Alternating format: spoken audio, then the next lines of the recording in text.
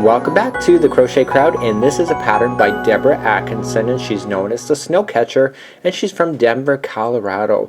Now, my friends at allfreecrochet.com got in touch with me to say if I could get filming rights in order to film one of her tutorials.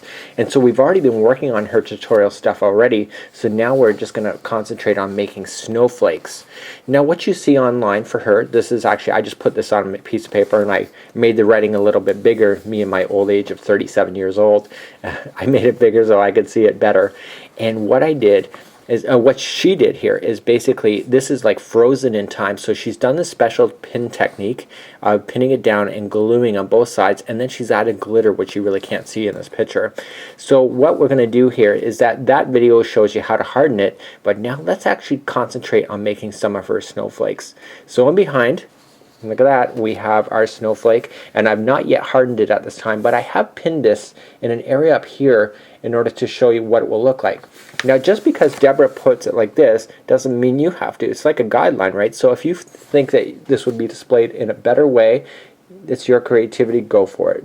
So on behalf of Deborah Atkinson, the Crochet Crowd, and allfreecrochet.com, we'd like to present you how to do this snowflake. What you should know, everybody, is that the tutorial you're about to see is done in the wrong size thread with the wrong size hook. And I've done that on purpose because it's very difficult to be able to film some of the stuff with the really thin material in order to see clarity.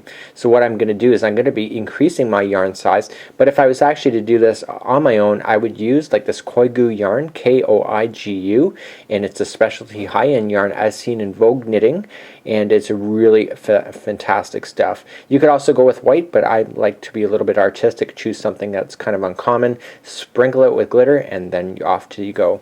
So today what we're going to be working with is the Bernat Mosaic, and this stuff is a lot thicker. I'm also going to be using my size G hook in order to complete this. So again, just follow her directions on being able to find the right material, and again, by replacing the hook and the yarn with something bigger, you'll have a bigger, much bigger, actually, snowflake. To start the snowflake, you just need your string that's coming from your yarn ball, and we want to wrap it around our finger twice. Okay, so I always say this is the back of the hand forward. Okay, so we want to take the one that's in the back, so if I raise up, you can see I'm kind of grabbing it down here to give it some tension, just like you see. Now you're going to take the back over the forward, and now grab that one and push up and over, and now just slip in your size G hook, and again, this is the mosaic yarn. So she's calling for a chaining of 6. Now this one here does not ever count as 1, so let's grab our material and pull it through. For 1, grab again, 2, grab again, 3, 4, 5, and 6, and so now we want to create the ring just like you see in the center. So taking your hook, just put it into the very first stitch you started with, just like so, grabbing the material and pulling it through and through, and now just being able to see your center ring just like so. So that is the very first step, and you can see that I'm automatically just moving this string as if it's part of the ring because we want to be able to hide the starting point. So let's move along to your next step. Now Deborah's saying here in the next round to 12 single crochet, but what you should actually do is just chain up 1 from this point and now single crochet. So just going into the center of the ring and just making sure that the straggler, which is the loose end, stays on top of the actual ring, and just grabbing that material, pulling it through. So now you got 2 in your hook. Okay, so there is 1. Okay, whoops, that was a double crochet, sorry. Let's try that again.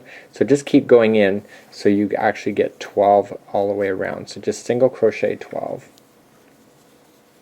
Okay, that's 3, 4, 5,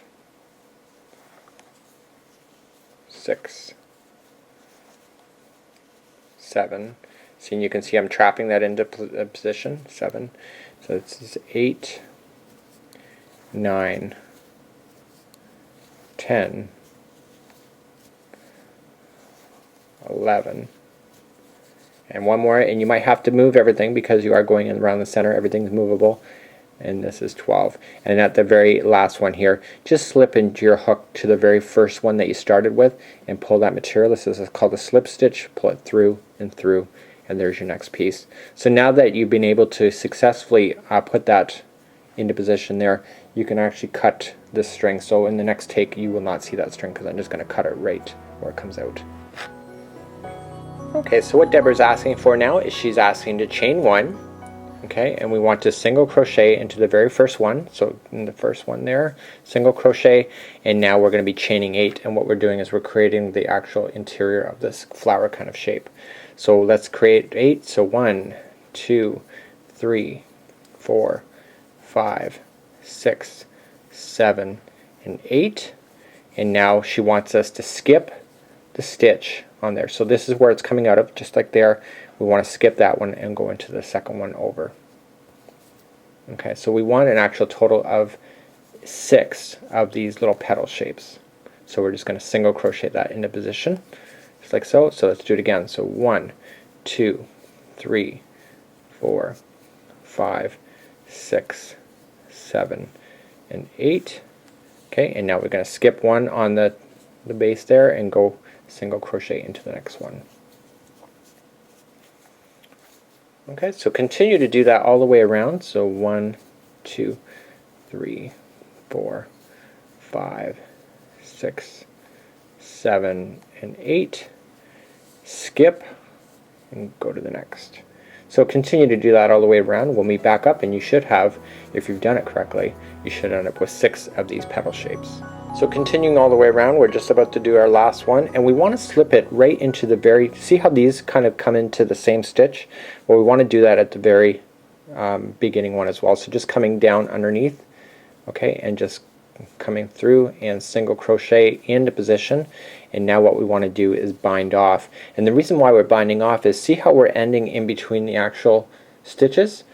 You don't see that we've started off anywhere there, so we have to actually bind off on this level here in order to actually move to the proper area when we start up. So just cutting it, moving your hook out, and what we should just do is just weave it into the edge, just like so. So just do your weaving technique, and we have how to change colors using weaving technique as well, or just follow exactly what I'm doing. So I'm just sticking my hook into the actual chain as on one of the rotations and pulling the material through. So I got about an inch there, so what I'm going to do is now safely cut that. So let's get my fancy dancy scissors out. Okay, and now we have your 6. So let's move on to your next step. Okay, the next row that we have is the most deceptive area. It actually took me a long time to understand what she was asking for, but what we're actually going to be doing is we're going to be joining it in on a tip. You can pick any tip, but what we're doing now is that we're actually going to be coming across, we're actually going to be doing this loop here and then going around. Okay, so that's what we're going to be doing in this particular round. It took me a long time to understand how this loop is formed, because this is the second last one before we actually finish our project, the second last row I should say, because the last one we're going to come along and do all this configuration. So let's begin on a tip. We'll create the chain, create the loop. And we want to start our next bind on, so we're going to actually fasten it on, so just do your slip knot as normal, just like so, and stick in your hook. And now let's grab your snowflake here. So let's, we're just going to stick it in at the top of any one of the ones. You can decide which one you want to go, and just wrap the 2 pieces of material around there and just pull that through. Okay, so we kind of did a single crochet fasten on idea. So, and you can actually safely cut that straggler as well if you want to. So what Deborah is asking for now, she's asking for a chain of 13. So let's do that. So 1, 2, 3, 4, 5, 6, 7, 8, 9, 10, 11, and 12, and 13. And now what she's asking for is slip stitch in 10 from the hook. So this doesn't not count as 1, so we want to now count backwards. So 1, 2, 3, 4, 5, 6, 7, 8, 9, 10. So she wants the 10th, and so now what you want to do is stick in your hook in the 10th, just like so, grabbing the material, pulling it through and through. And now does that look familiar? Does that look familiar, everybody? You see that you're getting that same loop like you see there? And now she wants us to chain 3. So 1, 2, and 3. And now she wants us to come into the next one available, so the next bad boy over here, coming into it and single crocheting. So do you see that? So we actually have them forming across, and then we have the loop going up and around. So let's try that again. So 1, 2, 3, 4, 5, 6, 7, 8, 9, 10, 11, 12, and 13, and now Deborah's asking to go to the 10th one. So 1, 2, 3, 4, 5, 6, 7, 8, 9, and 10. Slipping in your hook on the 10th. Just a single slip stitch it through. So there's your loop. And now 1, 2, and 3. And now come into the very next one available. So in actual fact, I'm actually got this turned the wrong way. So I noticed that during my actual prototyping as well, that I was having that error. So again, single crochet it to the next one up. So let's do it again. So 1, 2, 3, 4, 5, 6, 7, 8, 9, 10, 11, 12, and 13. And now let's count 10 back. So 1, 2, 3, 4, 5, 6, 7, 8, 9, and 10. So there's my 10th. Slipping in your hook in the 10th. Grabbing the material through and through. And now 1, 2, and 3. And now go into the next one. So the next petal, just single crochet it. So are you starting to see the pattern come alive right in front of your eyes? So let's do that again. So 1, 2, 3, 4, 5, 6, 7, 8, 9, 10, 11, 12, and 13. And then 1, 2, 3, 4, 5, 6, 7, 8, 9, and 10. Now you could do crochet markers and actually mark that spot, but I find it's just probably faster just to count backward. So slip that through, and now 1, 2, and 3. And now join to the next one there. So you just got to make sure this material is not twisting in your hand, so you go in the wrong direction. And do it again. So keep doing that, everybody, as you go around. And what we're going to do is I'll meet you back up before we actually finish this entire round. So we only have one more round to go after this one. Okay, so I did my last one, and now all I need to do is just slip it, stitch it with the actual very first one that we started with. So just come in and through and through. Okay, so that's how we begin. And now let's begin our next part of this thing. So this is the very last line that we're about to do next. This is how fast the project actually works.